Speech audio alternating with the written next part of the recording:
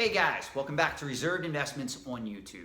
So before I even start this video, please know from the bottom of my heart that I hope that you're all safe and sound out there. We are living in very turbulent, trying, and historic times where we've never really encountered anything quite like this with the quote-unquote virus and what's transpiring in the overall economy and the world at large. Make no mistake, we will all get through this. The economy will eventually recover, whether we're looking at several months or several years from now, we don't know which at this point. And also, society as a whole will recover.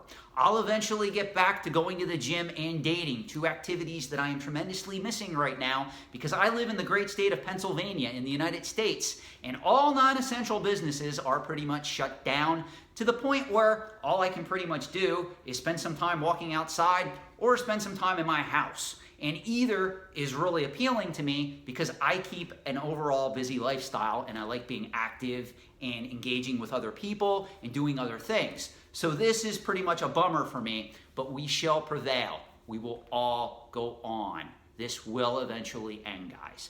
Now I want to get to today's topic.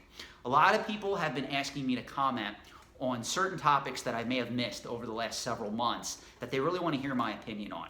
Well, one of the most popular topics that they want me to discuss is the development that WATA Games may have graded certain Super Nintendo games as prototypes when all evidence shows that the items in question were not prototypes. So I want to spend a little bit of time talking about this because I'm getting a lot of questions from people that are asking me, is this going to hurt WATA Games going forward? Is this going to hurt the graded video game marketplace as a whole going forward? Is this going to even affect the video game collecting marketplace on average? Well, ironically, when I analyze an event like this, I analyze it at the macroeconomic level.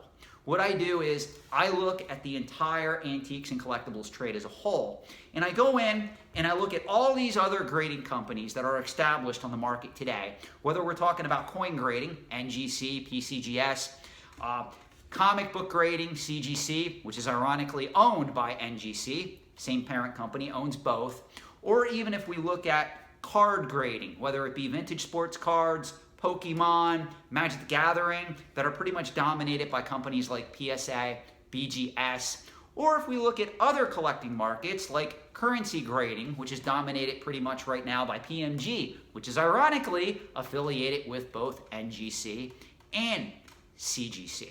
Now, when we analyze this from a whole, you have to understand that no grading company is perfect. So today I'm going to give you guys a history lesson if you're interested. I'm going to pull up in my DeLorean time machine. We're going to get in and we're going to go back to the 1980s. Now, given the circumstances of what we're facing in 2020 with the economy collapsing and a killer virus on the loose, if I pull up in the front of your house in my DeLorean time machine and I ask you if you want to go back to the 1980s with me where there was no killer viruses, I think 99.9% of you, except the little weird guy who stands in the corner all day and his remote got stuck on this channel and he's forced to listen to me over and over again because he doesn't know how to change the channel. Everybody else will probably get in my DeLorean time machine and go back to the 1980s with me. Now I gotta caution you that since we're going back to the 1980s and we're gonna look at this topic in depth, and I'm gonna explain why we're going back to the 1980s in a minute, but I need you to know one thing. To my knowledge, there are no killer viruses on the loose like the coronavirus in the 1980s. However, I want to warn you, if you are like me, a liberal progressive, we are going back to the era where Ronald Reagan was president. So whether you love the guy, hate him, or don't have an opinion of him, just know we're getting away from that nasty virus right now. But we pretty much do have to tolerate 8 years of Ronald Reagan. So I don't know which is worse. I'll let you decide that. All kidding aside, guys, come on. You know I had to put some humor in this. We're going back to the 1980s. Now, why are we going back to the 1980s? Let me explain. Well, most people don't realize this, but when you analyze the antiques and collectibles trade from a macroeconomic level, you have to understand that none of these markets for graded collectibles exist in a vacuum. These markets were established out of the 1980s because the first particular collectible that was ever third-party graded was coins. And in the 1980s, with the advent of NGC and PCGS, two prominent grading companies who grade coins still to this day and are very well respected. The market for graded collectibles really took off in the 1980s. In fact, there was a massive speculative boom for graded coins in the 1980s because the market really saw these particular items not only as collectibles, but also as investable assets. And that's also what gave boom to the rise of antiques and collectibles as a valid secondary asset class. Now, one of the things that you have to understand when you go back to the 80s and you look at the market just for graded coins, I'm not going to even get in, as of yet, talking about comic books, toy grading, card grading. We're going to get to that in a minute. But what happened with coin grading was a lot of companies, even respectful companies that still exist today that were operating in the market back then, they made mistakes, guys. This was uncharted territory. They overgraded coins, they undergraded coins, and believe it or not, they graded counterfeit coins and put them in holders that ended up on the secondary market. Now, to be fair, a lot of those coins were eventually bought back by those grading companies for a premium, and they were taken off the secondary market. But here's the niche of this, guys. Every grading company, I don't care what grading company we're looking at, they've all made tremendous mistakes. Grading is not perfect. It is more of an art than it is a science. If you don't believe me, there's people operating in the high-end coin marketplace that they specifically go to auction in person and they look for coins that are undergraded, that they can crack out, send to the grading company again, have them graded in a higher grade, and then they ship them back to the marketplace and they pocket the difference. That is a phenomenon that is very well defined, not only in coin market grading, but also in comic book grading. There's a lot of people that try to do that with comic books as well. They play the crackout game. Now, what does all this have to do with WATA Games at present day? Well, I don't care what grading company you look at. If you don't like staying in the 1980s with me, with Ronald Reagan and NGC and PCGS, go to the 1990s. Start looking at other grading companies that started to come on the scene. Especially go to the year 2002. In 2002, CGC came on the scene and started grading comic books. You don't think that CGC ever made a mistake?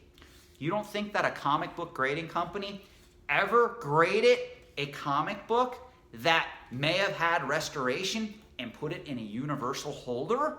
You don't think that CGC ever graded a comic book that may have been a 9.4 and they graded it as a 9.6, or they graded a 9.2 as an 8.5?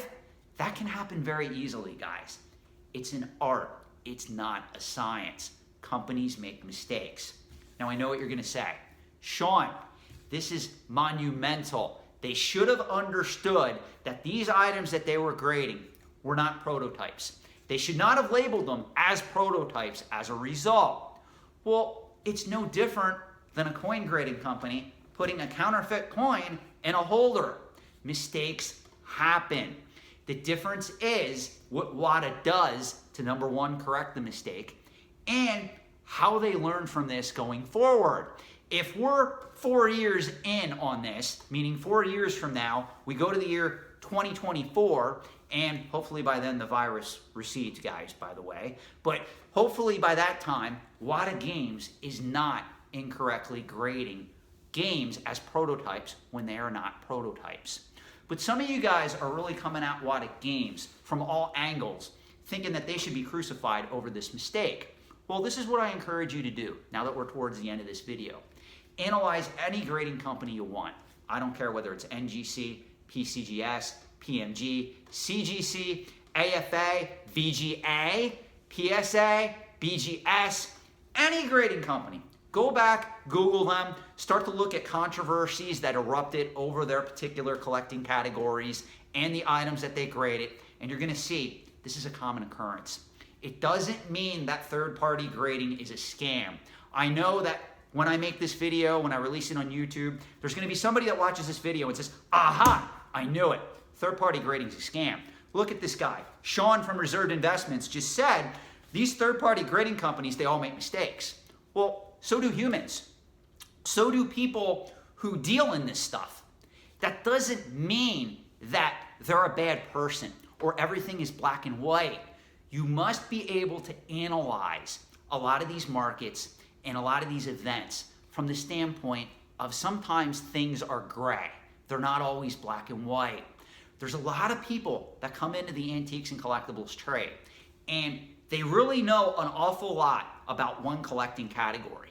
But what their downfall is, they don't understand how the entire market operates from a macroeconomic standpoint.